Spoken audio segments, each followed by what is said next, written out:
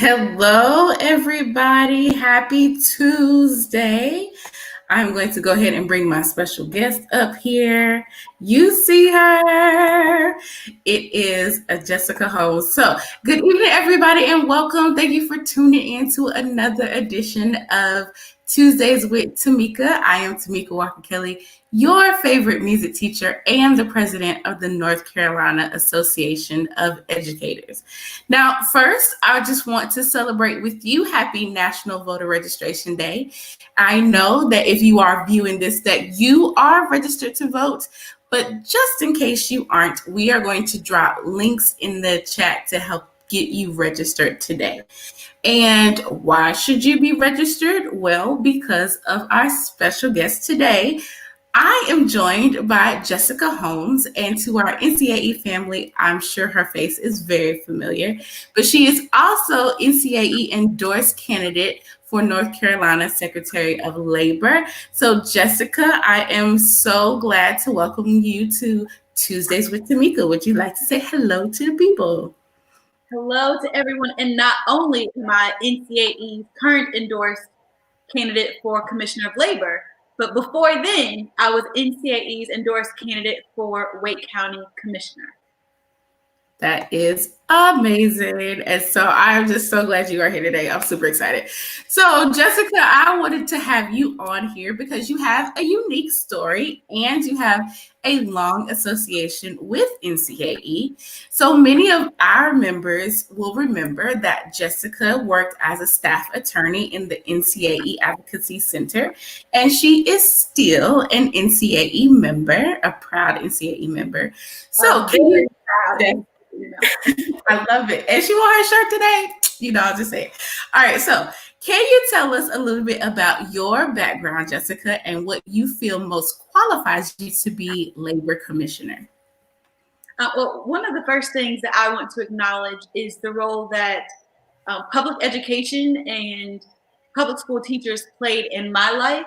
Many of you who know my story know that I'm a first generation college student and largely credit many of the educators in Pender County schools, where I was born and raised, for putting me on a track to college, which then put me on a track to not only be a first generation college student, but to also go to law school and to then have the privilege to represent educators and school personnel across this state in employment matters, which led me to be here today as your Democratic nominee for Labor Commissioner.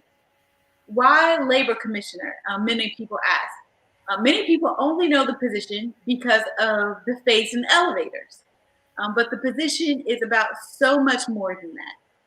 The statutory responsibility of the Commissioner of Labor is to ensure the safety, health, and general well-being of North Carolina's workers. Well, I don't have to tell you all as educators that there has not been a champion in the Department of Labor for workers in the past 20 years.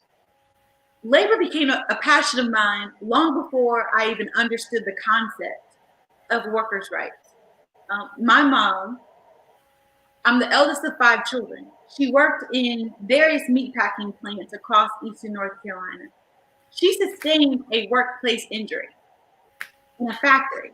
In fact, where she worked, people would joke about how they should wear Pampers to work because they would get disciplined and or reprimanded for even taking a break to go to the restroom. If you've ever worked on an assembly line and you take a break, there's a possibility that your job might get backed up, and you could be disciplined for that.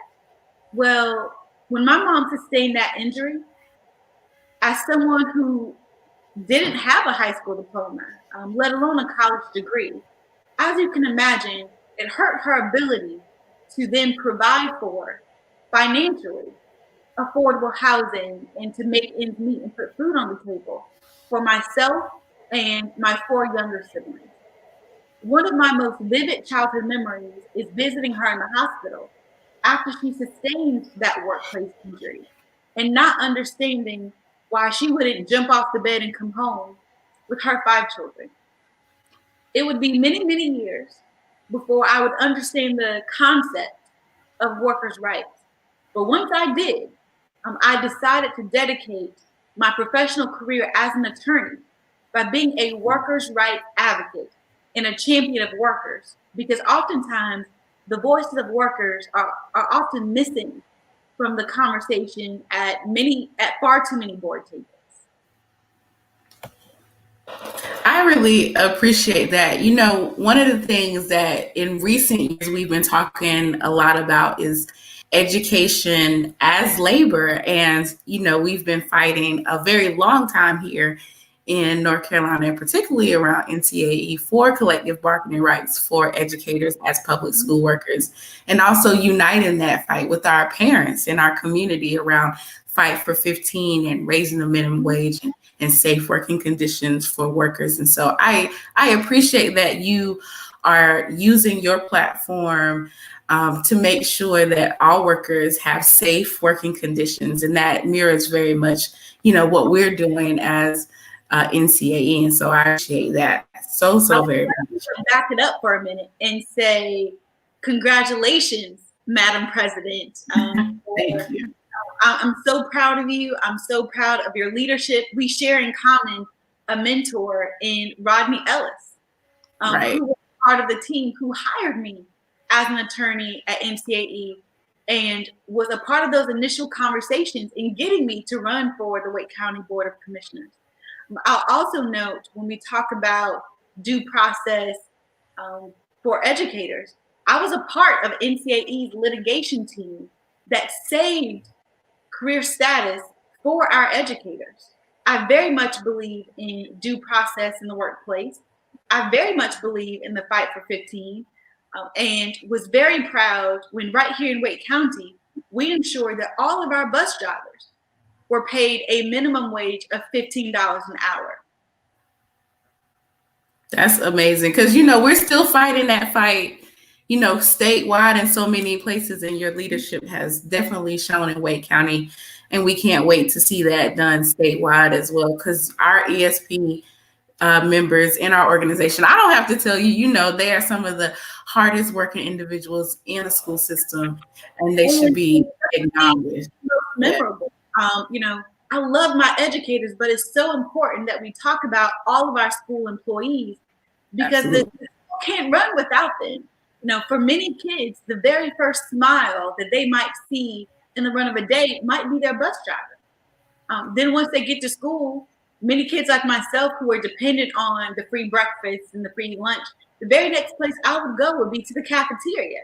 And the cafeteria workers would be the very next mile that I would see. So there's so many people that you interact with in the school setting before you ever even walk down the hall to your classroom.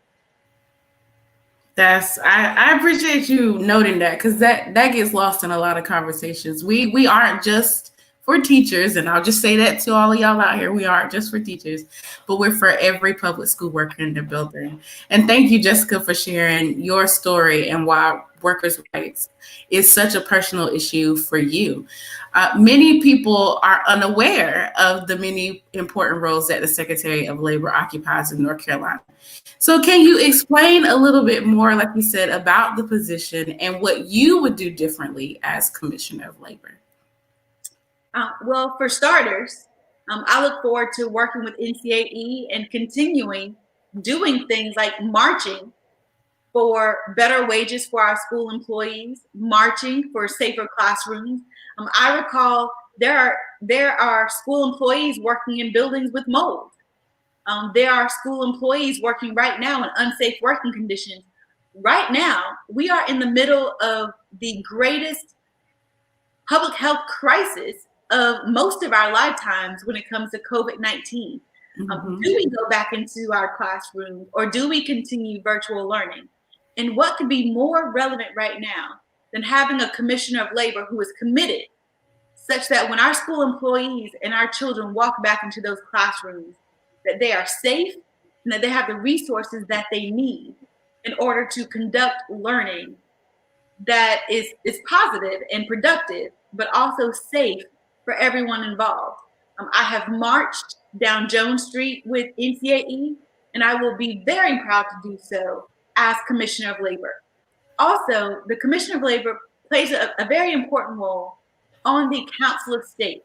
So the position will be a voting member on the Council of State, along with the governor, the lieutenant governor, the attorney general, the state superintendent, state treasurer, state auditor, commissioner of agriculture, and so on. So right now, one of the most important things that I would be doing differently is actually showing up for workers. Right now, we get complaints from all across the state, from factory workers and workers in various industries, complaining about not being able to socially distance, complaining about not having access to PPE in the workplace. One of my jobs, and one thing I would do differently, is to actually send inspectors out into those workplaces to inquire about those complaints and to see if we can work with employers to ensure better and safer work environments. The state of Virginia was the first state in the country to implement what we call an emergency temporary standard, where they essentially took the CDC guidelines and made them mandatory. Mm-hmm. It breaks my heart when you hear from farm workers and other people who don't have access to health care. I'm a very big proponent in expanding Medicaid for many reasons, among ensuring that more workers have access to quality health care. But there are many workers across our state who don't have access to health care and who don't have paid sick time. Another thing I would have done differently with an emergency temporary standard is to at least temporarily, if you are afraid that you have COVID or that you have a positive COVID test, that you be given paid sick time so that you don't have to make a choice between, do you go to work knowing that you have symptoms? Right. Or, are you able to stay home and not spread it, which is in the public's best interest, and still be able to make ends meet? People should not have to choose between, do I go to work and get COVID today? Or do I go to work knowing that I have symptoms of COVID or making ends meet? There are so many issues that fall in between, like the minimum wage. Mm-hmm. But I'm a very big proponent of paid sick time. Workers should not have to choose. And I do believe that every worker in North Carolina should have access to some type of sick time or paid time off. Not to mention easy things that I think I'd love to do is have a COVID-19 related hotline so that workers can easily call in and share their concerns. And the Department of Labor can be a resource in working with businesses and employees to ensure safe work environments. That's so I just want to say, you touched on so many things, right?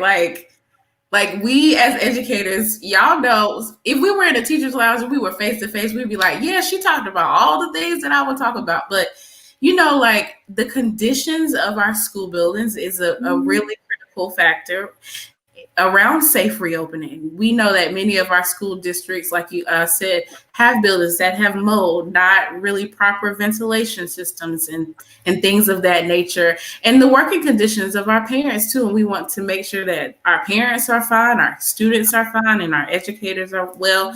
And so I'm so glad you hit on that. And then also, it's just really important, particularly in this moment, that workers have a resource that's going to offer standards for safe conditions and inspections of school buildings and working sites. And so I just, y'all, I'm trying to tell you, okay, I'm just saying, like Jessica said, all the things we really need at this moment. For a very long time, the current person in the Commissioner of Labor's office has spent 20 years essentially ignoring the voice of workers. And if I had to make one very clear distinction, and again, I'm not one of those elected officials where you have to believe what I'm saying. Mm-hmm. You can judge me by the fruit of my labor. Like I have I've walked the walk down Jones Street. Now I have been in courtrooms fighting for due process. I have been in the General Assembly advocating for better pay for educators, advocating for better working conditions. And in every single vote that I have ever taken as a Wake County Commissioner, I have voted every budget cycle to increase funding for our public schools. Okay, snaps for Jessica. We just snaps for Jessica. Okay, so in the vein of all things Black Girl Magic, we know that election 2020 will be a season of first, even though we should not still be doing first in 2020, but that's what I told Ronnie last week. And when you win, you will be the first African-American woman to hold this position. And we know as educators, representation is important for our students, mirrors and windows, right? So why is this also important in our state government? The fact that I am a Black woman is not why people should vote for me. They should vote for me because I am the most qualified candidate who will be on your ballot for labor commissioner, hands down. From lived experiences, from bagging groceries, working as a waitress, putting myself through college, and having grown up in what would be defined as a family who would be considered the working poor. Also, I bring forth the experience as a labor and employment attorney who has represented possibly hundreds of employees all across our state. And in terms of political experience, in 2014, I made history as the youngest commissioner ever elected in Wake County's history, representing over 1 million people and helping to manage an over $1 billion with a B budget, about half of which goes towards funding our public schools. In addition to that, I very much believe in representational diversity, not just based on race, but based on age, lived experiences, socioeconomic status, sexual orientation. It is so important that we get diverse perspectives at the table. I am always clear, if we keep electing the same people, then we can continue to get the same results. And part of our problem is that we don't have diversity of perspective in the North Carolina General Assembly.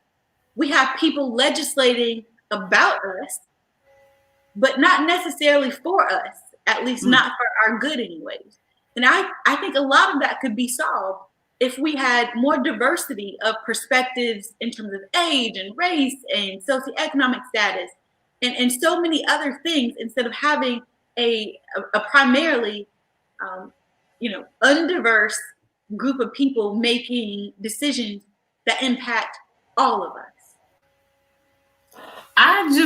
So one of the things that I really like that you pointed out, besides just being super excited about you being on the show, is, like you said, diversity of perspectives and being able to have discourse with people who have different perspectives as you might, but being willing to work together for the common good. And so that is something that we... And a perfect example of that, for example, is so many people learn about the struggles of everyday North Carolinians through a textbook or through a classroom.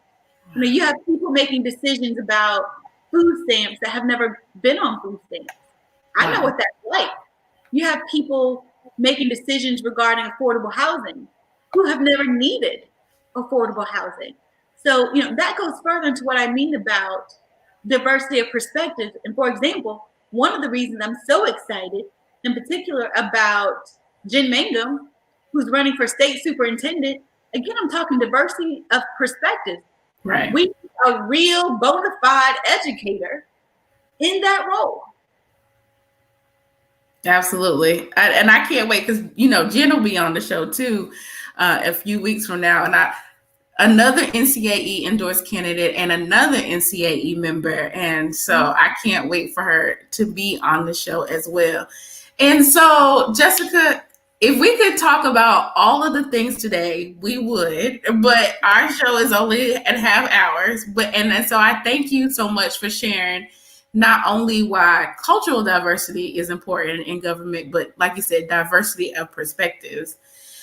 So we are coming up on our time, and I have one last super important question for you. It's probably the most important question I'm going to ask you this evening. And it's the same question I ask of all of my guests and all of my viewers who watch every Tuesday. And we are only 41 days away from Election Day. As it's been said, The election has already started. We are the first state to vote by mail. So, what is, Jessica Holmes, your voting plan? My voting plan is to request an absentee ballot, but come earthquake or pandemic or hurricane, I plan to vote on the very first day of early voting. But considering how just crazy 2020 has been, I think it's very important to just go ahead and request your absentee ballot just in case you need it. North Carolina is a state that suffers from hurricanes. I was born and raised in eastern North Carolina. I remember sweeping floodwaters out of my living room during Hurricane Fran when I was younger. And so I think it's very important to have a plan A and a plan B and a plan C. So my plan A is to vote on the first day of early voting. But if there's some natural disaster or we regress as it relates to COVID-19, I will have my absentee ballot on hand just in case I need to mail it in. I encourage folks to go on the front end of early voting because just in case you have a work emergency on the first day or the second day or the third day, you'll have time to account for life. Now, she is giving you all the tea about voting, and it is your turn, NCAE family, and to the general viewers out there. It is your turn. What is your voting plan?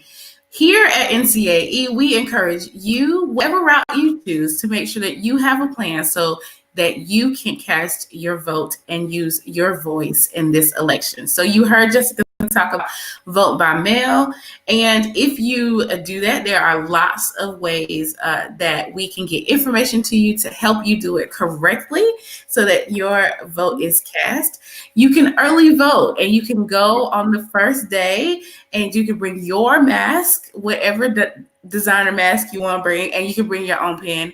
And then you can also vote on election day by bringing your mask and your own pen and your favorite hand sanitizer. And before you do any of those things, we want you to make sure that you visit ncaevotes2020.org so you can see Jessica Holmes along with all of our other pro public education endorsements before you mark your ballot. So I just want to say thank you to Jessica for taking time out of her day to be with us on today's edition of Tuesdays with Tamika. And, like I said, everybody make sure that you make a plan to go vote. Stay tuned to next week's episode of Tuesdays with Tamika.